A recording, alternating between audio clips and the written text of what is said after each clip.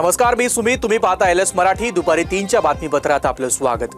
महापालिका निवडणुकीची धामधूम सुरूच असताना जिल्हा परिषदेच्या निवडणुकीची घोषणा पुढील आठवड्यात होण्याची शक्यता आहे. पहिल्या टप्प्यात आरक्षणाचा वाद नसलेल्या 12 जिल्हा परिषदेच्या निवडणुकांची घोषणा होऊ शकते.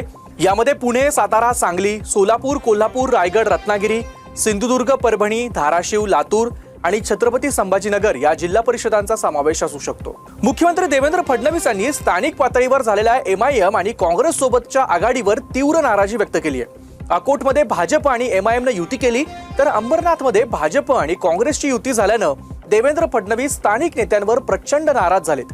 एका वृत्तवाहिनीला दिलेल्या मुलाखतीमध्ये काँग्रेस आणि एमआयएम सोबत कोणत्याही प्रकारची युती खपवून घेतली जाणार नाही, काँग्रेस आणि एमआयएम सोबत युती होऊच शकत नाही, स्थानिक पातळीवर जरी हे झालं असलं तरी चुकीचंच आहे, ज्याने कोणी ही युती केली असेल त्यांच्यावर कारवाई होईल, असं देवेंद्र फडणवीसांनी स्पष्ट केलंय. पुणे महानगरपालिका निवडणुकीच्या अनुषंगाने उपमुख्यमंत्री अजित पवार यांनी पुण्यात भव्य रोड शो केला. गुलाबी रंगाच्या खास वाहनातून त्यांनी शिवाजीनगर, कसबा, कोथरूड आणि पर्वती या प्रमुख विधानसभा मतदारसंघांना भेटी दिल्या. सुमारे 5 तास चाललेल्या या रोड शो मध्ये स्थानिक नेते आणि प्रभागातील उमेदवार उपस्थित होते. ठिकठिकाणी अजित पवारांवर फुलांचा वर्षाव आणि महिलांकडून औक्षण करण्यात आलं. चंद्रपुरात चंद्रशेखर बावनकुळेंचं भाषण सुरू असताना भाजपचा बंडखोर उमेदवार मंचावर चढला. अचानक आलेल्या या उमेदवाराला आमदार किशोर जोरगेवार यांनी थांबवून विचारणा केली. ऐकण्याच्या मनस्थितीत नसलेल्या या अपक्ष उमेदवाराने हातवारे करून काहीतरी सांगण्याचा प्रयत्न केला. भाषण प्रभावित होत असल्याचं लक्षात येताच त्याला खाली उतरवण्यात आलं. या प्रकारामुळे काही क्षण गोंधळ उडाला. बाहेर नेऊन त्याला धक्काबुक्की आणि मारहाण झाल्याची देखील माहिती आहे. अखिल चित्रे यांच्याकडून भाजपच्या प्रचारादरम्यान नाचगाण्याचा व्हिडिओ प्रसिद्ध करण्यात आल्यानंतर महसूल मंत्री चंद्रशेखर बावनकुळे यांनी स्पष्टीकरण दिलंय. भाजपच्या महिलांनी आनंद व्यक्त केला असं बावनकुळेंनी सांगितलंय.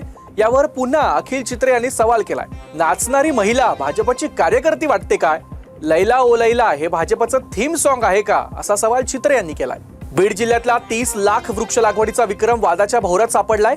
या संदर्भात सामाजिक कार्यकर्ते डॉक्टर गणेश ढवळे यांनी आरोप केलेत. बीड जिल्ह्यात एकाच दिवसात 30 लाख वृक्ष लागवडीचा विक्रम इंडियन बुक ऑफ रेकॉर्डमध्ये नोंद झाला होता. त्याचा अभिमान व्यक्त करत उपमुख्यमंत्री अजित पवारांच्या हस्ते जिल्हाधिकारी विवेक जॉन्सन यांना प्रमाणपत्र देऊन सन्मानित करण्यात आलं होतं. संभाजीनगरमध्ये सेवानिवृत्त कर्मचाऱ्याला इलेक्शन ड्युटी लावली आणि प्रशिक्षणाला गैरहजर राहिल्यामुळे गुन्हाही दाखल करण्यात आलाय. यामुळे धक्का बसलेल्या कर्मचाऱ्यानं मनपा आयुक्तांना पत्र पाठवलंय. गुन्हा दाखल केल्यानं बदनामी झाली आणि माझ्या जीवाला काही बरं वाईट झाल्यास संबंधित यंत्रणा जबाबदार असणार, असा इशारा कर्मचाऱ्यानं दिलाय.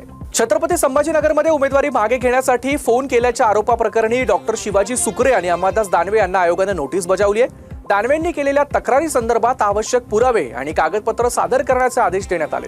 तसंच दानवे यांनी केलेल्या आरोपांवर डॉक्टर सुकरेंनी आपला खुलासा लेखी स्वरूपात सादर करावा, असं नोटीसीमध्ये नमूद करण्यात आलंय. मुंडव्यातील शासकीय जमिनीच्या कथित गैरव्यवहार प्रकरणात स्थापन करण्यात आलेल्या खारगे समितीच्या कार्यपद्धतीवर गंभीर प्रश्नचिन्ह निर्माण झालेत. 2 महिने उलटूनही खारगे समितीचा चौकशी अहवाल अपूर्ण असल्यानं हे प्रश्नचिन्ह निर्माण झालंय. नाशिकच्या निफाडमध्ये नांदूर मधमेश्वर अभयारण्य परिसरात दाट धुक्याची चादर पसरली आहे. अभयारण्य परिसर आणि जलाशय परिसर दाट धुक्यानं हरवलाय. या अभयारण्यात मोठ्या संख्येनं देशी विदेशी पक्ष्यांचं आगमन झालंय. नाशिकच्या लासलगाव कृषी उत्पन्न बाजार समितीत 15 दिवसात कांदा दरात 1000ची घसरण झाली आहे. त्यामुळे नाशिक जिल्ह्यातील कांदा उत्पादक शेतकऱ्यांचं अंदाजे 175 ते 200 कोटी रुपयांचं नुकसान झालंय. यामुळे कांदा उत्पादक शेतकरी मोठ्या संकटात सापडलाय.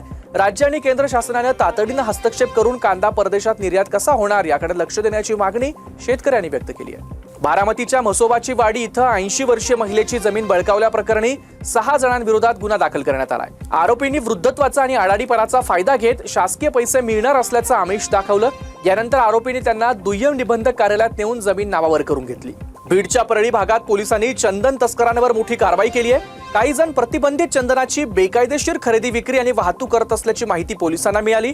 या प्रकरणी पोलिसांनी छापा टाकत 7 आरोपींना अटक केली आहे. या कारवाईत 8 लाखांपेक्षा अधिक मुद्देमाल पोलिसांनी जप्त केलाय. या होत्या आताच्या महत्त्वाच्या बातम्या. बघत रहा एलएस मराठी.